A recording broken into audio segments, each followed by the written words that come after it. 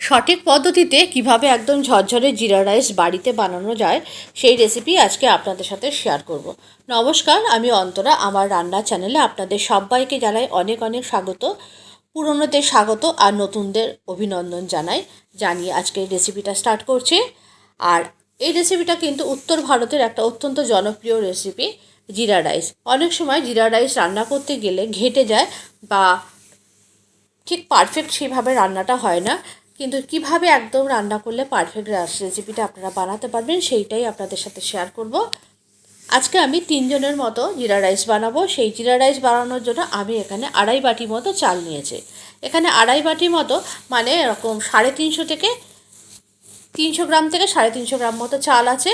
চালটাকে প্রথমে ভালো করে মেপে নিয়েছি। এখানে আমি সিদ্ধ বাসমতি চাল নিয়েছি। আর নেওয়ার পর খুব ভালো করে চালটাকে আমি 2-3 বার জল দিয়ে ধুয়ে প্রায় 30 মিনিট মতো একটু জলে ভিজিয়ে রাখবো। জলে ভিজিয়ে রেখেছি। আর এরপরে আমি একটা কড়ার মধ্যে বেশ কিছুটা পরিমাণ গরম জল বসিয়ে দিয়েছি।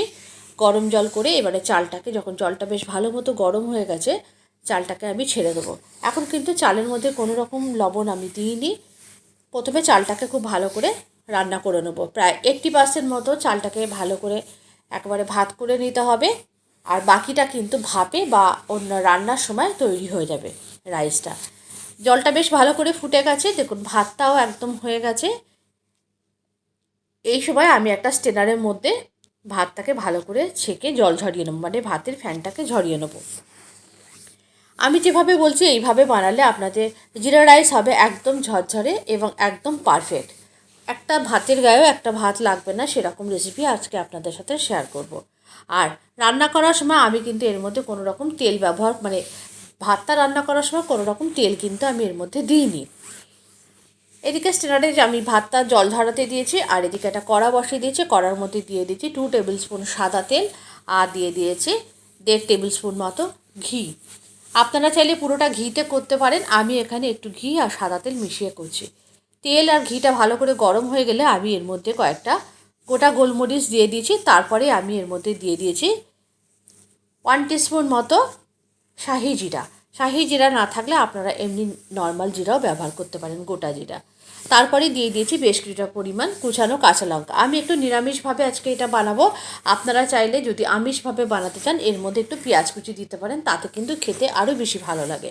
আর তারপরে এর মধ্যে দিয়ে দিয়েছি বেশ কিছুটা পরিমাণ কারি পাতা। নিরামিষভাবে বানালে অবশ্যই কারি পাতাটা দেবেন, কারি পাতা ফ্লেভারটা কিন্তু খুব ভালো লাগে। আর এর মধ্যে এরপরে কারি পাতাটা দিয়ে ভালো করে ভেজে নিয়েছি একটু। তারপরে আমি এর মধ্যে ভাতটা দিয়ে দিয়েছি। ভাতটা দেওয়ার পর একটু ভালো করে নাড়াচাড়া করতে হবে স্বাদ অনুযায়ী। এর সময় এর মধ্যে দিয়ে দিয়েছি লবণ।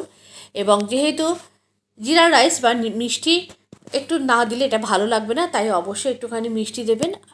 আর যদি আপনারা মানে পেঁয়াজ দিয়েও করেন সেক্ষেত্রেও কিন্তু অবশ্যই একটু চিনি দেবেন, চিনি দিলে খেতে ভালো লাগে। নুন মিষ্টি দেওয়ার পর খুব ভালো করে রাইসটাকে নাড়াচাড়া করতে হবে। আর এর মধ্যে আমি অল্প একটুখানি ছোটো এলাচ ফোড়ন দিয়েছিলাম, সেটা স্কিপ হয়ে গেছে। এরপরে ভালো করে রাইসটাকে নেড়ে চেড়ে রাইসটাকে একদম ভাজা ভাজা করে নিতে হবে। তাহলে হলো জিরা ফ্রাইড রাইস। এই রেসিপিটা আজকে আপনাদের কেমন লাগলো অবশ্যই কিন্তু কমেন্ট করে জানাবেন।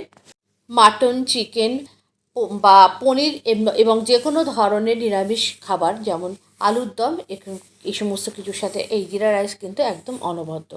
যে কোনো অনুষ্ঠান বাড়িতে জিরা রাইস একটা পপুলার খাবার। এবং আপনারা ঘরোয়া পদ্ধতিতে কিভাবে জিরা রাইস বানাবেন তার সমস্ত সঠিক পদ্ধতি আপনাদের পরিমাপ সহ বলে দিলাম। এইভাবে আপনারা বানাবেন। আজকের রেসিপিটা কেমন হয়েছে অবশ্যই কিন্তু কমেন্ট করে জানাতে ভুলবেন না। কত সুন্দর ঝরঝরে জিরা রাইস হয়েছে দেখুন। আবার দেখা হবে পরবর্তী ভিডিওতে আর একটা নতুন কোনো রেসিপির সাথে।